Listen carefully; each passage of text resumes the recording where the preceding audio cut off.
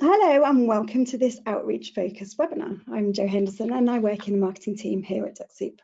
Every 2 weeks, I'm joined by lead generation professionals to share expert tips and growth hacks to help you elevate your outreach and increase campaign success. Today, I'm joined by Head of Sales at Dux-Soup, Scott Wright, and Growth Strategy Expert from Woodpecker, Damian Lilla, as we explore how to combine the power of cold email outreach and LinkedIn automation together. Giles Garnett, the Head of Professional Services at Dux-Soup, will also be on hand with myself to help manage the session. We have a mixture of Woodpecker users, Dux-Soup users, and today I'm hoping that we're also joined by our LinkedIn Live audience. So before I hand over to the experts, I'd just like to share the format for the session for those who haven't been with us before. All attendees are on mute, but we welcome your questions. If you're using GoToWebinar, then you can add these into the question box on the GoToWebinar dashboard. If you've joined via LinkedIn, ask your questions via the LinkedIn platform and we'll get back to you. Giles and I will answer as many as we can as we go. And Beth will also be helping me with the LinkedIn Live responses too. Anything that we can't answer, we'll put to the panel at the end, so make sure you stick around. Any links we discuss, I'll add into the chat function on GoTo, and we'll also add these into LinkedIn as well. So enough from me. Today, we discover how to harness the power of scaled multi-channel lead generation using LinkedIn automation with cold email. And to get us started, Damian, it's over to you. Thank you, Jo, for the introduction. So guys, because we have a little bit of a mixed audience, I wanted to just give you a short introduction of what Woodpecker is so you understand where I'm coming from. So Woodpecker in short is a cold email sequencer with multi-channel capabilities. And within Woodpecker, in your sequence, you can add multi-channel capabilities either being manual or through automation via Dux-Soup, such as LinkedIn. And additionally, in Woodpecker, you have things like free and unlimited mailboxes. So you don't pay for adding mailboxes to Woodpecker. You can add as many users as you want, as well as email validation. So even if you have a hiccup and you bring a list that is not 100% clean, we will take care of that and in real time try to validate those emails and filter out those that do not exist. Additionally, Woodpecker includes a human-like sending algorithm. And that's very important because even if you use automation, you want to appear as human as possible. And one of those examples within that algorithm is the ability to send in the prospect's time zone. So you don't want to send emails at 1 a.m., but you want to send emails during work hours like a normal human would do. Another thing that Woodpecker offers is inbox rotation. This is a feature that is becoming more and more prevalent in the outbound space, where you can add multiple mailboxes to one campaign. And then the sequencer takes care of distributing your sending across all those mailboxes while keeping those limits in check, so you don't go over the daily limits you have set for your mailboxes. Another thing, and this is a very powerful feature, is something called condition-based campaigns, where you can split your prospects into groups or into paths based on their behavior. And I'm going to go into that today and show you how powerful they can be. And lastly, Woodpecker is on the market for now over 9 years. So when you sign up for Woodpecker, we do include a free trial, you also get access to us, the people behind Woodpecker, that can help you with their expertise with 9 years of experience.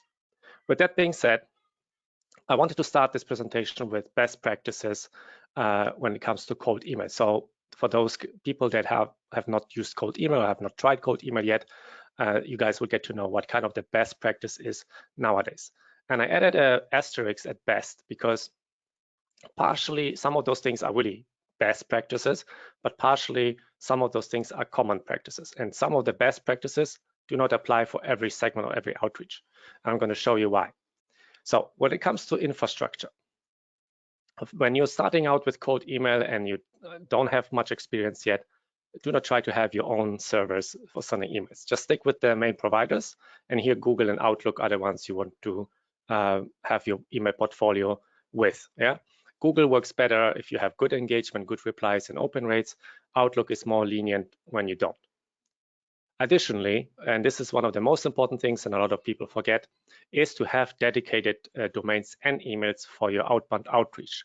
What you don't want to do is send from your business domain, because if you send cold emails for your business domain and something goes wrong, you burn your reputation, you burn your domain, and the emails start to go to spam, then your normal business communication will also start to go to spam, yeah, to your existing clients, to your teammates, and you don't want to have that.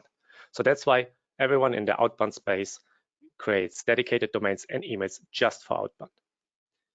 Additionally, nowadays best practice is to have 2 up to 5 email accounts on each dedicated outbound domain. The more email accounts you create on a domain, the cheaper it will be because you will need less domains. But there is also a higher risk because if you burn your domain, you lose access to, let's say, 5 emails instead of 2. So you have to kind of gauge how good you can keep your reputation and your domain health in check. Another thing that is very important are so-called authentication methods. Here are SPF and DKIM, and those have always been standard, and you have to have them set up. You set them up for your domain, and they basically allow you to authenticate your domain, with SPF allowing you to define who can send in your name, and DKIM allowing you to define or put a seal on your email content. And if someone alters that content, for instance, put some harmful links into your email content, then DKIM will fail. Yeah, and that will give you a signal that someone has altered your emails. Then there is also DMARC, and DMARC is becoming more and more popular. And DMARC allows you to say what should happen if SPF and DKIM fail. Where should those emails go? Additionally, DMARC allows you to get reports, and those reports will tell you how often SPF and DKIM have failed. So this is very important if you want to monitor how well your authentication goes, if it passes or not. And then lastly, for this point, usually people say to have a 20% backup. That means, so when you have your emails and domains ready for sending, you would want to have 20% of those that you use for sending in the background, warmed up, ready to go. In case of burning one domain, you rotate those backups. So the second thing is warm-up. So warm-up is basically building reputation and trust with each email service provider. And you build reputation and trust with each email service provider separately. You can be in good terms with Google, but in bad terms with Outlook or Microsoft.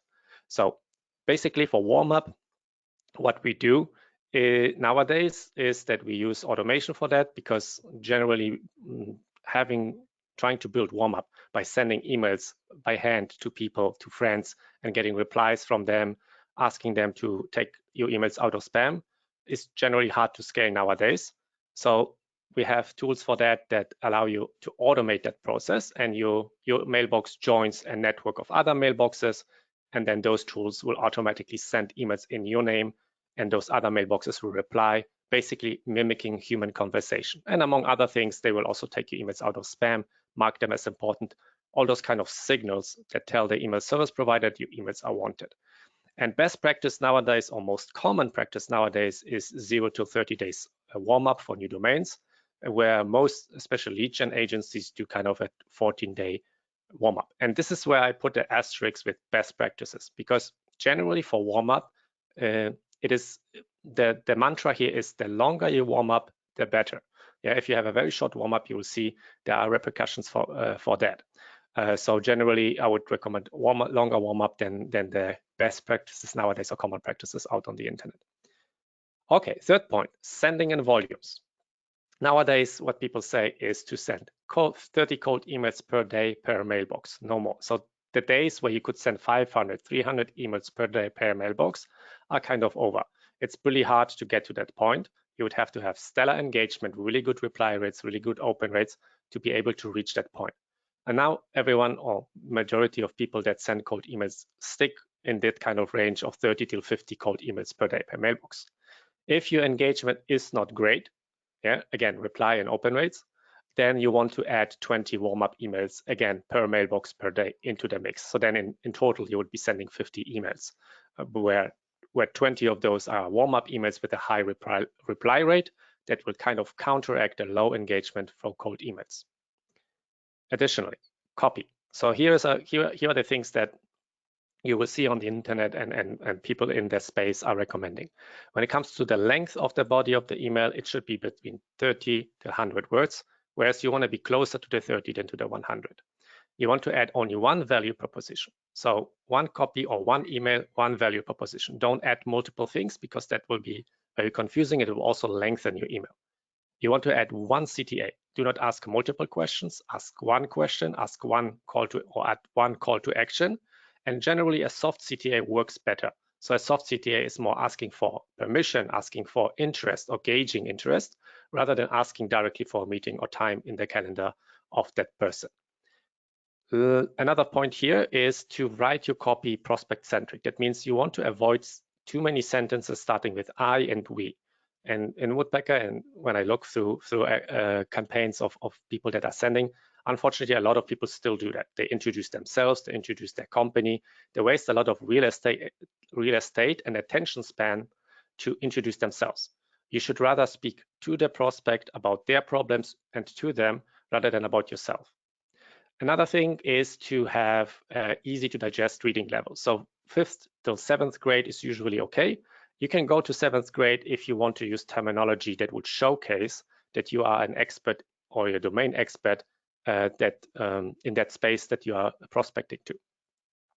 If you're new to copywriting, I would urge you to try to use frameworks, and there are frameworks like Problem Agitation Solution, AIDA, and many others that people share on LinkedIn that give you kind of like a skeleton, or they give you a foundation or give you the structure of an email, which already gives you a head start. Yeah, you don't start with a blank page, but you know kind of what sections that email should have. And lastly, when it comes to subject line, you want to keep it short.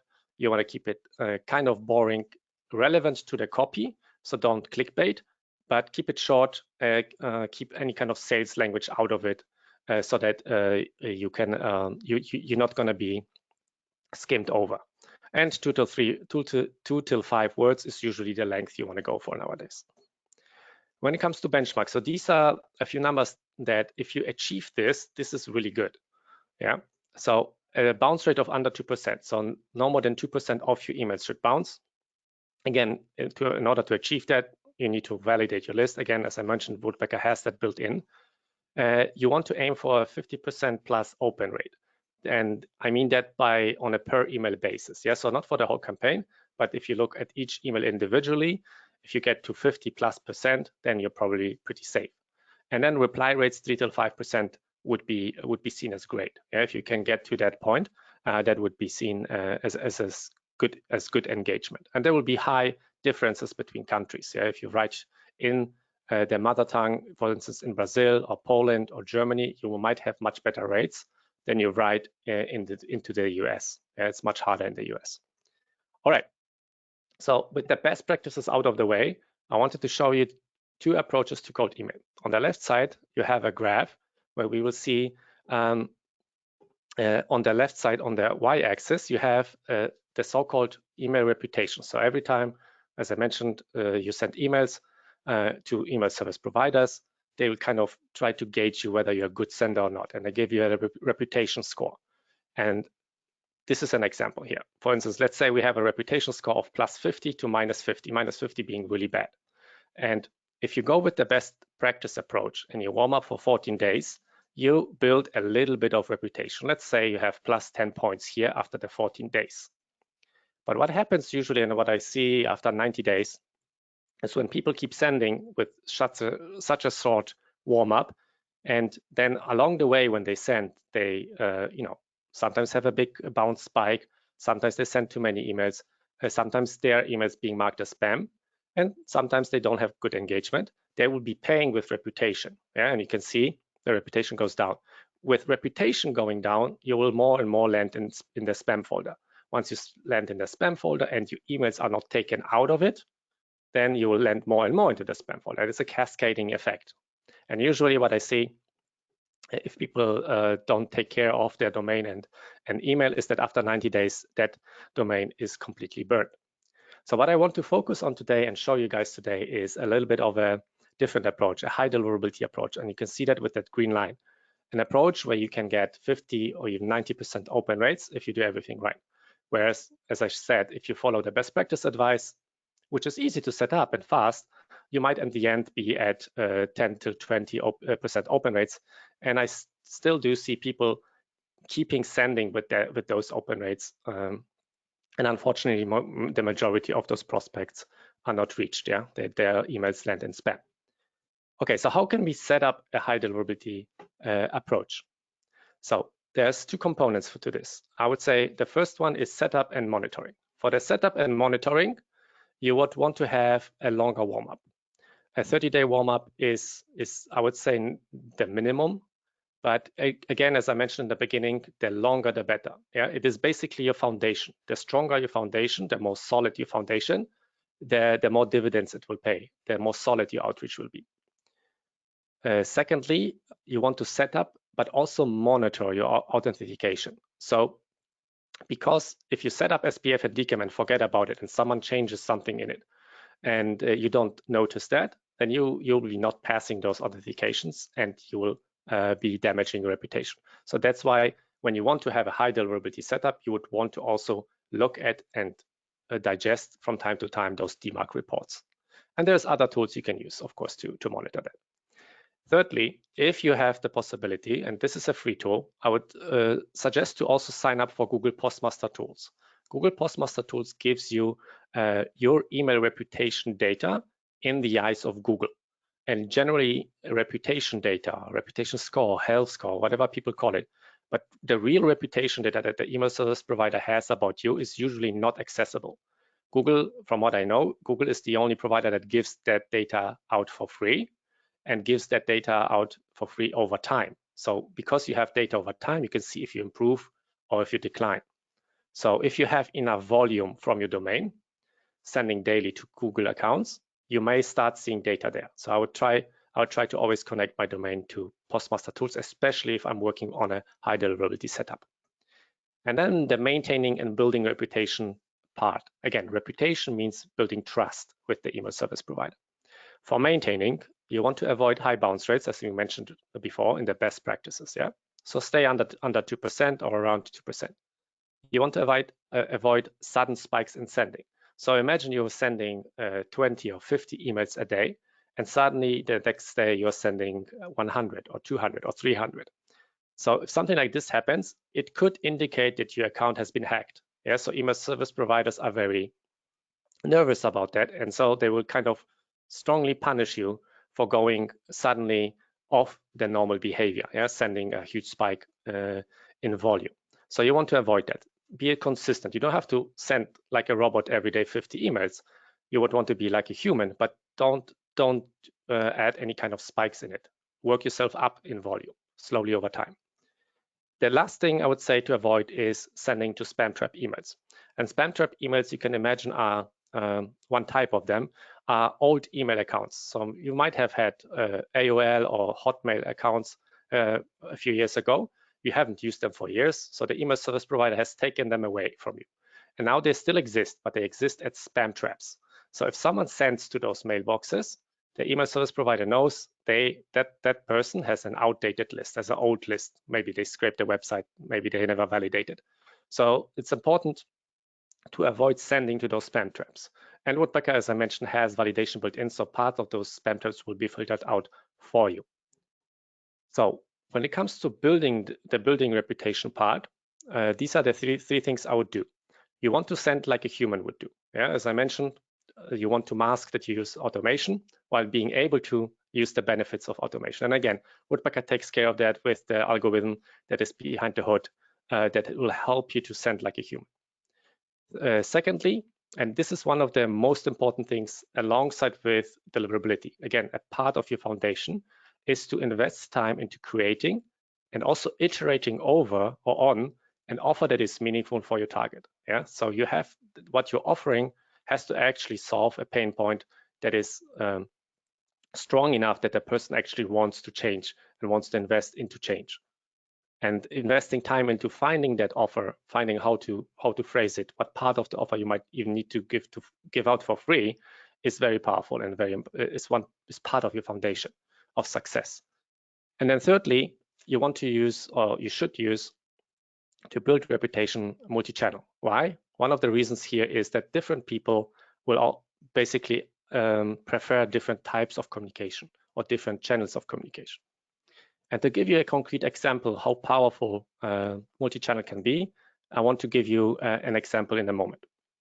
And again, the three things that I have here in building are there to build and help you build natural engagement. Yeah, not that engagement that you have through warm-up, which is kind of artificial, but engagement from real replies from real prospects And high engagement, good natural engagement will build reputation. Building good reputation will help you land in the inbox.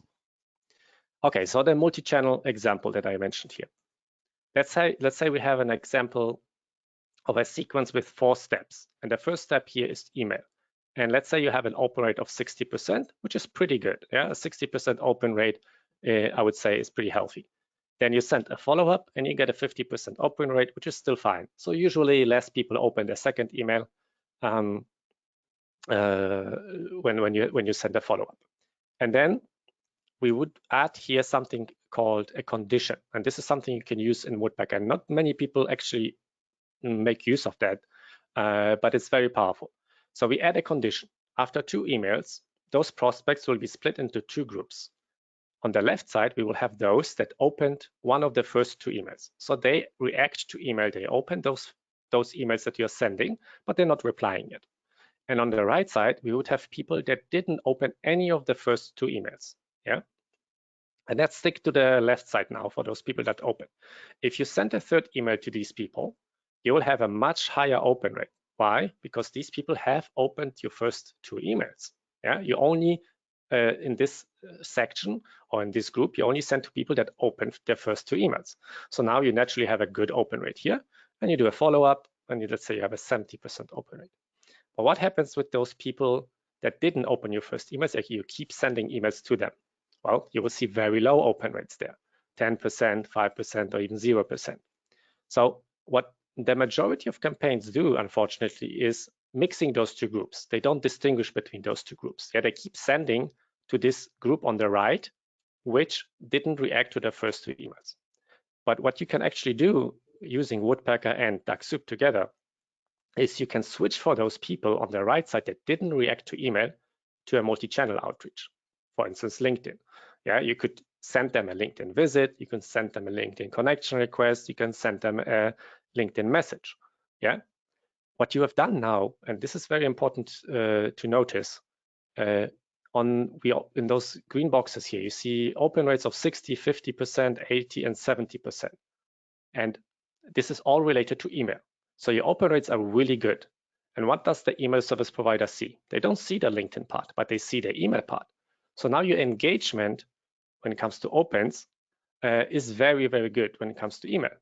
And you have stopped sending to the people that didn't react to email. Yeah. So a very powerful, very underused feature that can help you get in control of your engagement. And by boosting engagement, you will boost your reputation. And it might sound a little bit complicated to set up, but if you need help with that, we at Woodpecker will help you.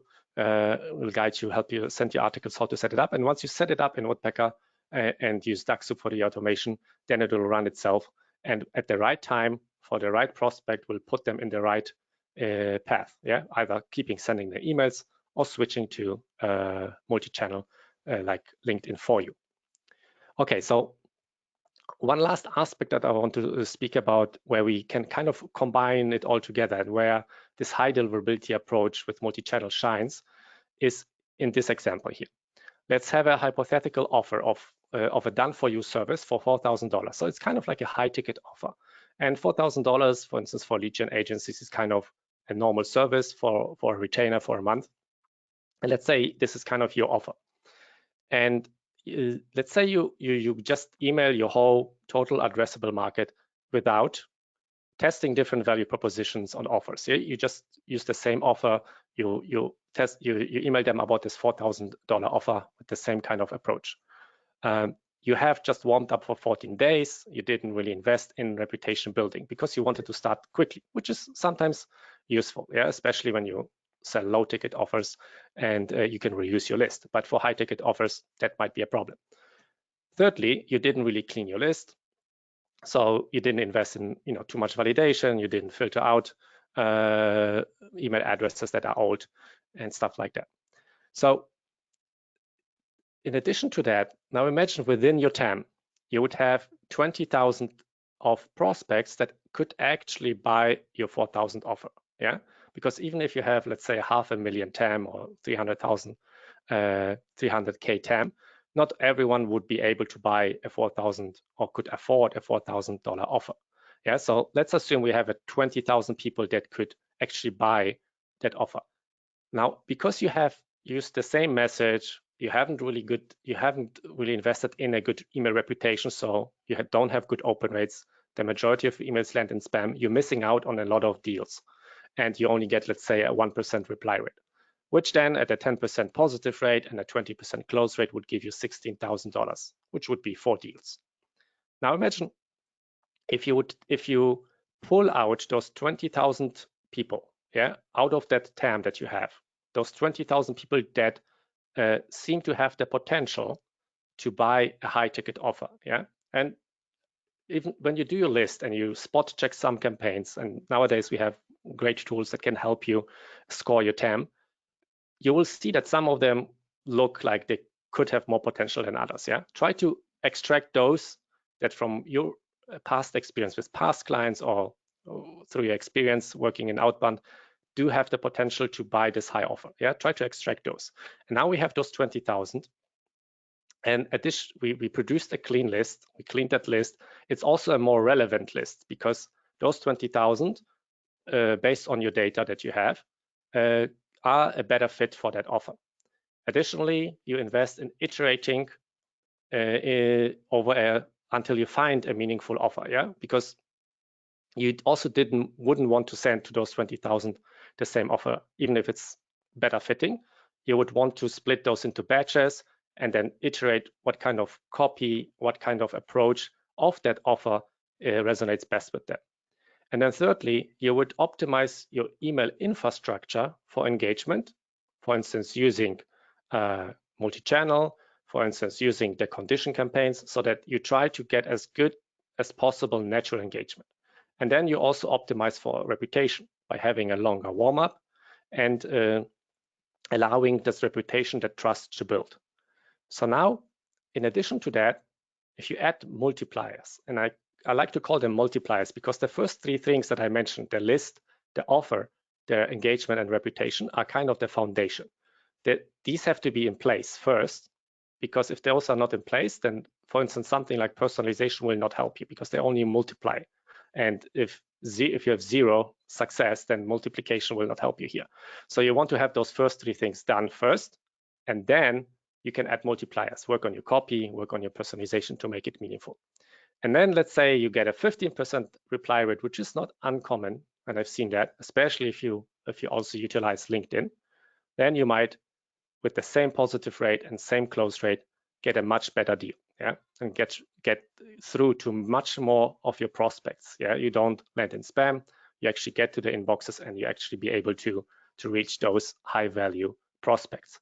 What I would like you to take you away from this slide, even though it might be a little bit complex, is that, guys, do not use the same infrastructure for low and high ticket offers. For low ticket offers, it is sometimes okay to have a best practice, quick to set up infrastructure. But if you use that same infrastructure for a high ticket offer and then you land often in spam, you will waste a lot of opportunities, yeah, that you could have closed if you would be able to land in the inbox of your prospects. So with that being said, this is the part for cold email. And I would like to hand over to Scott now, who will show you how you can do the LinkedIn part and what the best practices they are. Thank you.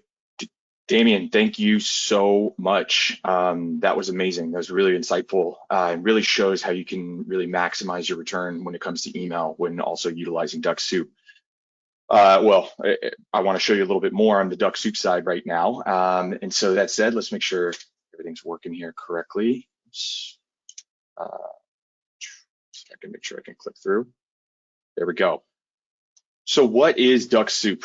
Dux-Soup is a free to use and download Google Chrome extension, which goes ahead and takes automated actions on LinkedIn for you that allows you to go ahead and do things like send out, connection requests to your 2nd and 3rd degree network, direct follow-up messages to your first, send unlimited emails. There's a little loophole which allows you to send unlimited emails. We have some articles about that. Endorse follow-up messages, endorse or follow profiles, scrape LinkedIn profiles, all built for scale. And so you can create drip campaigns, connect a lot of these things sort of together to where you're doing similar campaigns as you're doing on Woodpecker, via email, but through Dux-Soup, through LinkedIn effectively. And we'll cover, and Damian covered an example of how to utilize Dux-Soup in LinkedIn with email, and I'll cover a little bit more of that as well. But before I jump into that, I do want to talk about some best practices as it comes to automation on LinkedIn. The first thing I want to talk about is remember that LinkedIn is a social media platform just like Instagram, Facebook, Twitter, or X, but Reddit, whatever it is that you sort of look at. And every one of these platforms has sort of their own aura about them. Instagram's for pictures, Facebook's for families, and LinkedIn is meant for networking, right? And so it's important to be genuine, be yourself, and so on and so forth. And because of that, what you want to do is trying to start a conversation on LinkedIn that would be relevant to what it is that you want to sell or provide. In this case, if it's your your agency services or whatever it may be, go ahead and try and be a little bit more genuine. Try not to pitch through your first messages or your connection message on LinkedIn. Try to start the conversation by asking open-ended questions that can help trigger engagements. I'm going to go through an example here in just a minute, but try to tailor your approach again also to different audiences. So if you are a CEO and you're reaching out to other CEOs, right? Try to understand what that approach would look like. Or if you are a CEO reaching out to lower level employees, right? Understand what those lower level employees might be sort of perceiving you as in that approach, and make sure to sort of tailor your approach to every single audience in a slightly different way. Take a little bit of time to develop what I call a standard operating procedure also. So taking some time to develop how you develop your list or how you create your messaging and how you sort of implement it and work with it on Dux-Soup, especially in Woodpecker as well, which I'll cover here in a minute. Then remember that Dux-Soup is only a piece of this overall sales enablement process, right? It's not a magic wand, neither is Woodpecker either. They are designed to sort of help get conversations and get deals going, right? And so it's not going to be able to be an automated system that's going to be setting meetings for you constantly. It takes work, it takes time, it takes the requirement to A/B test, try one set of messaging with Woodpecker and email, and also with Dux-Soup, measure the results, make your adjustment, and keep fine tuning, A and B and testing, and so on and so forth. That said though, to use it as an example, here's a great example that we use for Dux-Soup related specific messaging. So in this case, what I was, this is a real life example. What I was doing was targeting recruiters in general. And what I did is in my connection message, you can see that I said, congrats on the new role. I've also taken up the reins here at Dux-Soup trying to get a sense of automation on LinkedIn, especially in recruiting, right? This is a connection message that I'm using, and I'm building some rapport up front by sort of saying that they've changed jobs recently in the last 90 days, which is a filter you can add on top of Sales Navigator, but then also leveraging the fact that I've also recently started at Dux-Soup, and using that as a way to bridge the gap together to help build some rapport.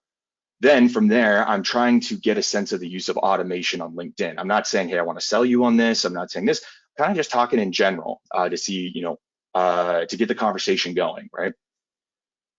Once they've accepted my connection request, you can have Dux-Soup go ahead and send out an automated follow-up message afterwards, right? And in this case, I have one that goes over to the right there that goes out 2 hours after they've accepted. Now, do remember, people can accept your connection request at different times, right? So this will offset just slightly. But in my follow-up message, I say something simple, just thanks for the connection, first name. How's the new role been going for you so far, right? But my question that I really want to ask them is this next part. Curious, have you tried any LinkedIn automation before, right? So this, again, as I think through who it is that I'm targeting, in this case, it was recruiters, right? I know that recruiters are going to be on LinkedIn quite often, right? And I also know that LinkedIn automation is somewhat of a controversial topic, if you will, that I think will be able to allow me to stand out from the norm and the rest of the crowd to be able to get a response. And then what they reply is then where I can then start pivoting the conversation. So if they were to reply to this, have you ever tried any LinkedIn automation before, right? They could say, yes, I have, no, I haven't, or they won't reply at all. And if they say, yes, I have, I can say, great, what is it that you've used before? Have you ever tried Dux-Soup? And try to set the meeting that way. If they say, no, I have not. Oh, I see. That's really fascinating. We actually have thousands of recruiters that have used Dux-Soup. I'm curious. What are your thoughts? How come you've never used automation? In either case there, I'm using this sort of question though to help strike up a conversation to get the sort of deal moving in the right direction to then schedule a meeting in this case, right? Then I have some other follow-up messages here that I normally use as well. This specific campaign, when I took the metrics of this, which was a couple of days ago, you can see over there on the right-hand side, and this is without email at the moment, but I'll show you email here in a minute. I had sent out 413 invites. Of those, 220 people have accepted. Of those 220, 151 were sent follow-up messages, and 111 people replied to me. And from this, quite a few meetings have come off of this as well. We actually have some extra help trying to help manage a lot of the conversations and replies here. But the whole goal of this, going back to my previous slide a little bit, is to help induce a conversation to get this moving in the right direction. But I'm also understanding my audience and understanding my approach and tailoring this sort of approach to that audience. And so it's important to sort of think about these things, especially when you're starting to combine email with Dux-Soup specifically. Moving on here. So when you are now, like that was an example of just using Dux-Soup automated outreach on LinkedIn. But when you start to think about, okay, well, what is my approach going to be like, and what are the possibilities that I can start to do when I start to include email, specifically Woodpecker and Dux-Soup? And Damian already covered, a decent amount of the examples and whatnot. But with Woodpecker and Dux-Soup, you are now going to be able to interlace Dux-Soup steps within email, as Damian had showed you in one of the previous flowcharts that he had there. And I'll cover a couple examples as well. But one of the other benefits of doing this is that you can leverage a condition of Woodpecker. These conditions can be things like opened or clicked email X amount of times, right? Then have them go to a yes or a no sort of flow chart with Woodpecker, right? Or if they've accepted your LinkedIn invite, right? That can be a condition as well inside of Woodpecker that you can set up together. On top of that, Woodpecker allows you to not only A/B test different messaging in LinkedIn messages, but it also allows you to leverage different users on LinkedIn. So what you could actually have happening in the Woodpecker sequence of events after a condition is maybe have a visit step from your CEO if you have access to your CEO's profile, right? Or something like that, and setting up multiple different LinkedIn accounts in one in one Woodpecker account, and be able to leverage that and leverage other people's profiles that would help maximize your overall returns, and be able to A/B test different messaging as well across those. And so to show you a couple of examples, I'm going to show you a very simple example at first, and then a little bit more of a complex one. So this example is actually pulled right out of an article that we did, that Dux-Soup and Woodpecker did about 1.5 years ago or so. But this is something you can absolutely set up inside of Woodpecker with Dux-Soup, where basically you have a visit step first. And so what this step will be is basically Dux-Soup will go ahead and visit a person's profile. What is the purpose of that though? The purpose for that is that it triggers sort of Scott Wright visited your profile, which quite a lot of people tend to monitor and maintain and take a look at, something they like to sort of stalk, if you will. Then less than 24 hours later, try to have then an email step go out with your first email, right? And then 1 to 2 hours later after that email step, have a LinkedIn invite then go out right after your email that just says, hey, looking to connect with other like-minded folks or something like that. You can take also my connection message from this presentation if you wanted to use that as well. Then from there, send out a second and third email as well, based over the course of the next few days or so and weeks. Then lastly, have a LinkedIn message that will go out to that person as well. This is a pretty straightforward and simple campaign that you can go ahead and set up that is multi-channel in terms of utilizing email and also Dux-Soup inside of Woodpecker that you'd be able to sort of create. Using the conditions though, you can have one condition per campaign in Woodpecker. You can start to create some different ones. Damian covered one a couple minutes ago, Thank you for that. And here's another example. So in this example, what you could do, again, inside of Woodpecker, is have an email be sent out, then have a LinkedIn invite go out that has a condition on there that basically says, have they accepted the invite, yes or no?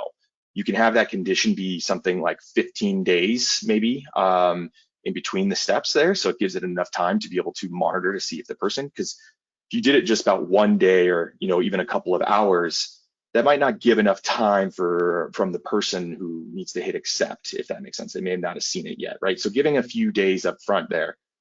And then if they have accepted the invite, great.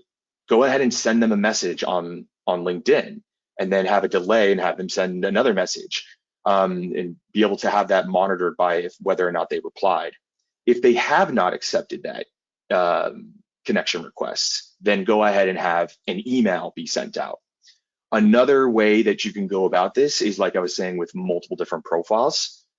You could effectively mix it up a little bit and have something like, in either one of these steps, maybe have one of your executives or maybe your CMO or somebody else who you have access to their profile, and be able to have it set up to where, you know, maybe the visit step is done by somebody else, and when the emails are sent out, they're done by you, and switching it up to some extent. What I've seen work sometimes, but not all the times, is when people try to say, hey, I'm trying to follow up with my email, and they do that through LinkedIn. Sometimes that could be off-putting to a lot of people, to be quite frank, because it's just like, wow, you're blowing me up on email and you're blowing me up on LinkedIn, right? But if you take it in a much more networking sort of approach, be genuine, be yourself, and try to strike up a conversation on LinkedIn, where email, you're trying to sell and set the appointment right then and there, you end up having a much better results. And also remembering that once somebody accepts your connection on LinkedIn, you're now connected with that person from here on out, unless they deliberately remove you as a connection, which is kind of a rare case. So it's important to remember, like, you're connected with that person, so you can send them messages here on out, and they'll be connected with you for some time afterwards. So sometimes going in with a little bit of a slower approach might lead to better results and examples. Is Dux-Soup safe? So a lot of people, so Damian covered a lot of the aspects of, is, you know, email safe, or at least we know it's safe, but what are some of those safe practices that you want to be aware of, right? Warming up your email accounts, these types of things, right? DMARC and so on and so forth. And so a lot of people ask, or a lot of people are hesitant to jump into using Dux-Soup or any LinkedIn automation tool for that matter, because they're afraid of, you know, what LinkedIn might look at their profile or how they might get flagged. But for the most part, Dux-Soup is mimicking human behavior in general, right? So there are other automation tools that may boast you can send out 800 connection requests in, a span of a week or a month or something like that. Well, the way that we take automation is that we try to mimic human approaches. And so in our automation, we do random time variables in different areas and whatnot. Also, it's important that you're paying for LinkedIn when using Dux-Soup. It's not required by any means, so you do not need to have this. However, it is just highly, highly recommended, as we have recently seen and heard reports that LinkedIn is actually choking down and restricting on free accounts that we've seen, where you can only send about 5 to 10 personalized connections a month, not a week or a day.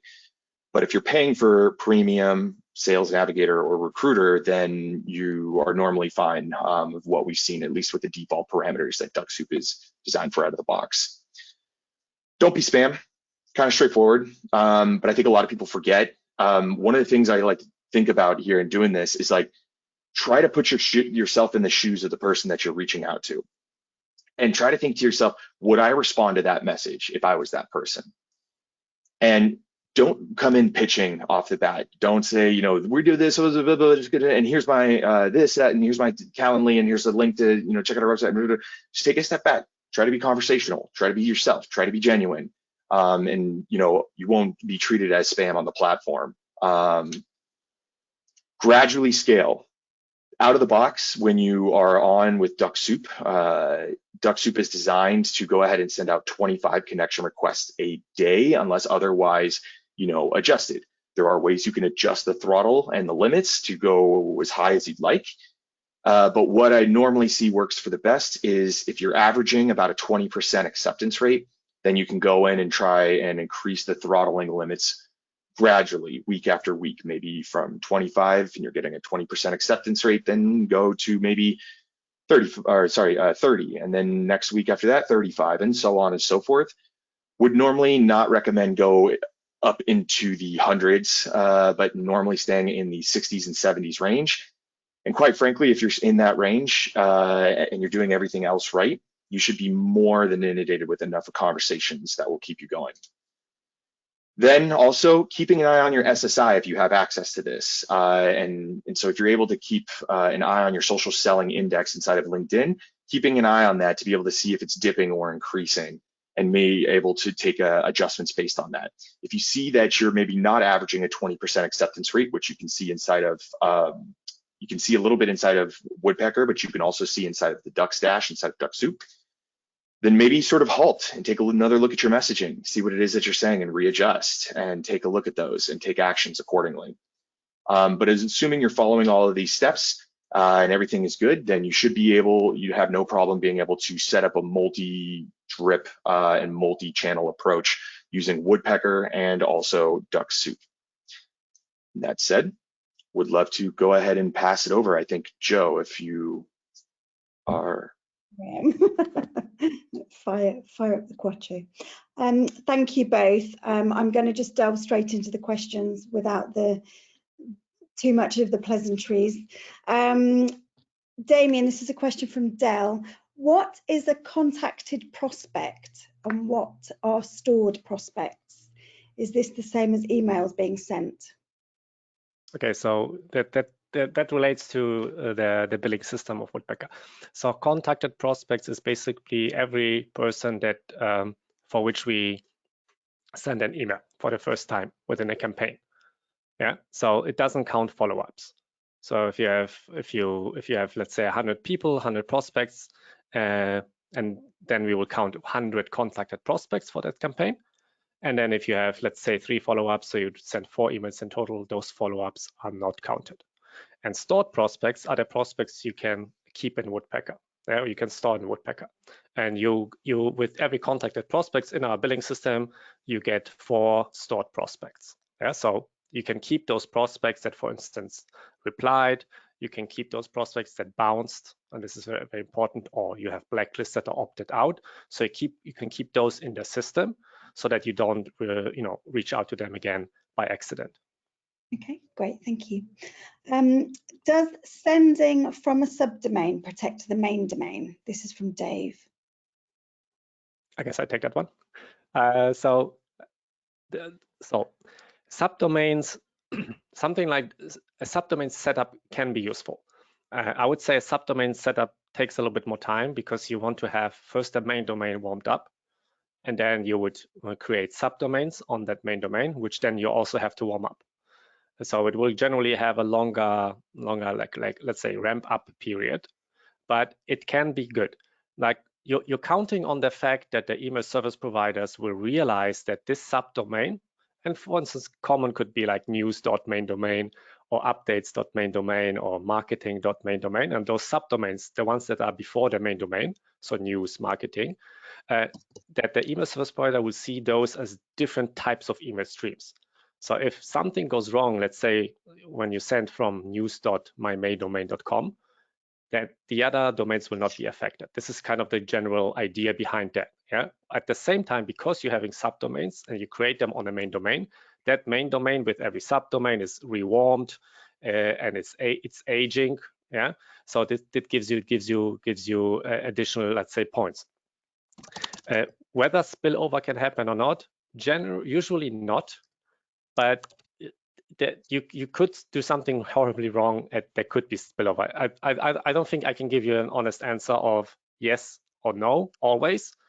But if you don't like really spam and really go off board, like a subdomain setup is actually pretty cool because it actually will allow you to harness parts of that reputation from that main domain.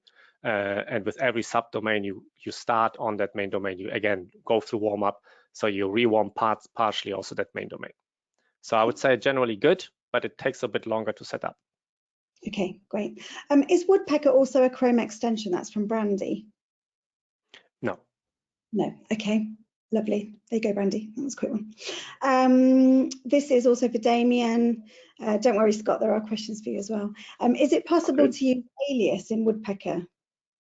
Yes, you can use aliases. Okay, great. This is from Jamie. Is there a website where you can see your email score?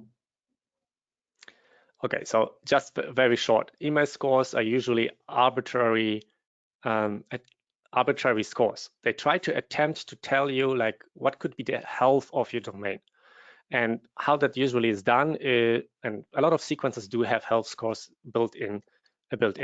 And usually what they do is they look if your SPF is set up, if your DKIM is set up. So if your technical setup is in place, they might look how your open rates are. Are they above a certain threshold or not? Like if something is under 30% or under 20%, I would say it's unhealthy. If it's above 50%, whether it's 50, 70 or 80%, there's not much of a difference because generally, and a lot of people may know it or may not know it, generally open rates are not a great metric. They are very skewed. There are programs that automatically open your emails. There are sites or there are systems or there are blockers on the other side that could block that tracking pixel that is inserted in those emails to see if those emails have been opened. So generally, it's not a 100% reliable metric.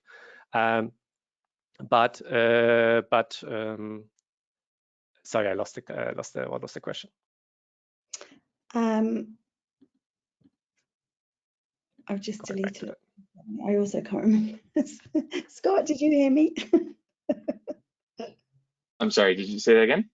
Yeah, don't worry, I've lost the thread of what the question. Can you re-ask the question? Guys, lost the thread. But generally, yeah, open rates are not a very reliable metric to look for success. Website scores. Emails. Okay, I'm back. So email scores. So with all that being said, so these scores are kind of, every provider kind of has their own approach to kind of make this arbitrary score that should represent your kind of health. But it's not a reliable metric because as I said, the real reputation that you have with the email service providers, only those email service providers know that, yeah, and they don't give that out usually. Because if they give that out, it could be reverse engineered. People could try to optimize towards having or gaming that algorithm, and then that algorithm would lose its efficiency. The only tool that I would recommend that actually gives you reputation scores is that Google Postmaster tools that I mentioned on my slides, because that gives you that reputation score, actually what Google thinks of you as a sender, and also over time, yeah, in the eyes of Google. So that's good to connect your domain there. But be aware of the fact that you need to have enough email volume sent to Google accounts to see data there. We at Woodpecker do see data there because we do send quite a lot of emails, and we do see the reputation over time. And for instance, for us, it's always high. But you will see kind of like a graph with high, I think normal, and then bad, something like this. So there's like four scores there that you see, and these actually will represent your reputation. But again, only in the eyes of Google. Yeah, you don't really know what Outlook thinks of you and Microsoft. Okay. Scott, if I can pop a question to you, how can you get the email addresses of a LinkedIn account? Oh, yeah, that's a great question. So with Dux-Soup, so there's a couple of different ways. So the first thing to know is you can scrape using Dux-Soup using something called a visit, and which will open up the profile and go ahead and visit this. Then it will store the data, which you can then download with Dux-Soup. But if it's a second and third degree connection of somebody that you're visiting, it's about a 10, maybe 15% chance you're going to get the email address because you're not connected with them.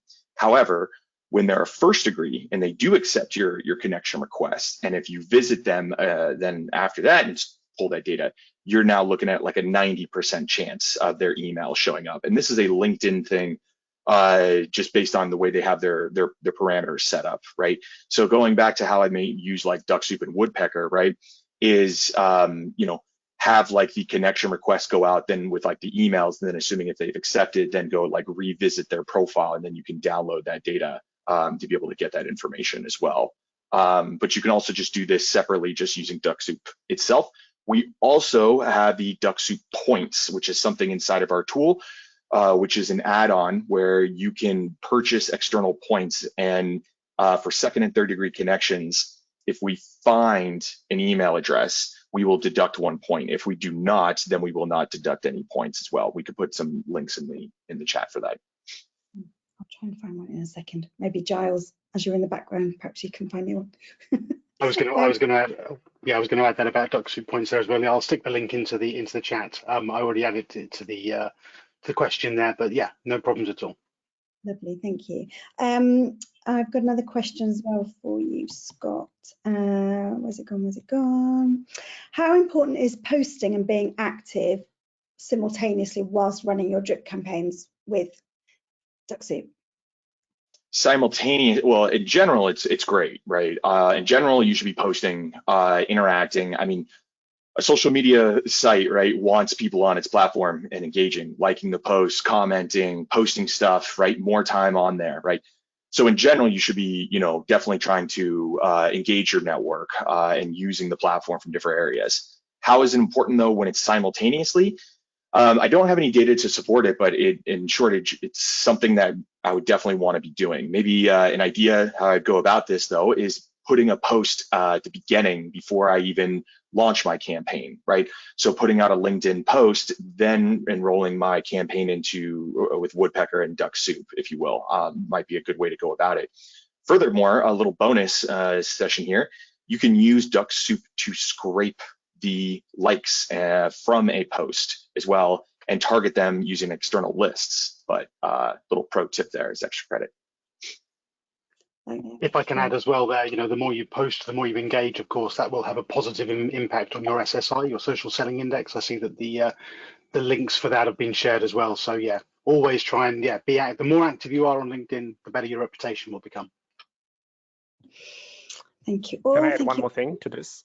Because like when you post, also once you have done your sequence, there's also that benefit after your sequence. So if someone accepts your connection request, and you may have even done a conversation with that person, and you post then later on, you're kind of more likely to also appear in their feed. So that's an added benefit of if they don't convert from your campaigns via email and LinkedIn, you still nurture them with the content you're creating. So it can they can come back to you after, let's say, half a year. And it's not unusual that people come back because they've enjoyed your content and go back to that offer that you initially have stated in your outreach. We do have a question here, which might even be for Giles, actually. Is this a self-setup, or do you offer assistance into setting up Dux-Soup and Woodpecker? Yeah, so our support team are well versed in this integration. So our support team, hopefully somebody can add the support link into the chat. That'd be fantastic. So our support team are ready and available to help. And then if you need further assistance, if we need to set up a call or whatever, then we can also jump on a call. We can book a call, a 30-minute session or something. And one of us, either myself or Scott or one of the other members of the team, will be able to walk through and make sure everything's configured correctly. So all the documentation is there on the Woodpecker website, all of the integration steps there from that perspective. But then if you want to look at more of the Dux-Soup side with regards to specific campaigns as well, then of course we can assist with that as well. Okay, that's wonderful. I'm just popping the response in there for you. Where else are we? I'm just very conscious of time, but while we've still got quite a lot of you on, I think I'm going to carry on. Now then, this is for Damian. Earlier you mentioned you should have 4 to 5 email addresses to send cold emails. How do you do that and stay compliant with CAN spam? Aren't you supposed to identify yourself and the company? So when you want to read about all the regulations, whether it's CAN spam or also Rodo, you can go to our website. We have great articles on that. So I'm not an expert in that, and I always like to refer to those articles. But generally, for some countries, you'll have to have an opt-out link. Yeah, so you want to have that added in, or a way to opt out. Yeah, so it can be also sometimes like a soft opt-out saying, okay, just reply to this email if you don't want to hear from me. But the specifics you can read on the Woodpecker website. We have dedicated articles on Rodo and CAN spam. And generally, you can also add in the signature, and for some countries it's necessary, your company name, your address, and further information about your company that is, so that you stay compliant with the laws here. Okay, lovely, thank you. Here's a link to, I'm just posting the link to Woodpecker's site there in the chat. People are starting to depart. What's a good SSI to reach before a large scale campaign?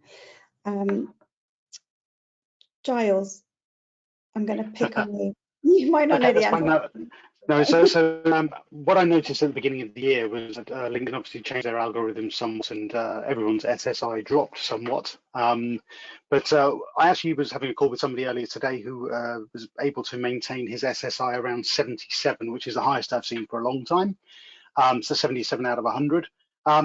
Anything over sort of mid 60s seems to be really good at the moment. But yeah, everyone has a different sort of level. It's also about maintaining it. It's not a case of just hitting a number and it will automatically stay there. If you do nothing, that number will drop over time. And there's all sorts of things that contribute to it. It's your posts, it's your engagements, it's the number of people who are reaching out to you, it's the number of successful connections you're making and that sort of stuff. So there's a whole composite making up that number. Have a look at the link which has been added in there, the SSI link, because there's a whole breakdown, and you can honestly disappear down a rabbit hole if you really want to relating to that. But anything I think over 60s, mid 60s is, and if you can maintain that, that's a pretty good level to achieve. Yeah. Okay. Thank you. Now I think this is for Scott, and it might be about your little map of LinkedIn and. Sure. So I don't know if you want to go back to that. So it says, after they respond with a message to you, after message 2, I assume the funnel will end, but are you able to send up a different follow-up email if they respond, or a different follow-up message? That's from Roland. So, I think this is actually a Damian and myself question. I think if I'm seeing what you're asking here, it's like bypass, like a response kills the sequence, if you will, right? And I think if I'm reading this correctly, it's that being able to send even another message, even though they've responded. In Dux-Soup itself, in the platform, we do follow by those rules. You can force something, force Dux-Soup to ignore that through what is called the continue. But Damian, are you able to do that as well inside of Woodpecker when it comes to emails? Yeah, you would have to change the status from responded to something like active, and then they would continue the sequence. Another option you have is moving them via so-called workflows to a different campaign. So that would be also possible. But generally, if you change the status back to from responded to active, it should continue the sequence from that point on. Perfect. Okay, wonderful. But generally, I would probably not continue the same sequence, because if they responded, the context might have changed. Yeah? So you might be better off moving them to a different campaign based on the context of their reply. If they requested a meeting, different campaign. If they wanted more information, different campaign. Or if they are referred to a different person. Yeah, there could be all different types of responses you could have there. Okay. Thank you very much. This is from Laura. What if the LinkedIn invites and messages come to a different email? Or what if they come to the same email, the one that's registered on LinkedIn? Does the Woodpecker and Dux-Soup strategy assume the email is the same, or does it assume that it's different? Will the user see the message directly on LinkedIn? I'm not sure. I'm really sorry, unless either of you have picked that up. I'm not sure I understand your question, Laura.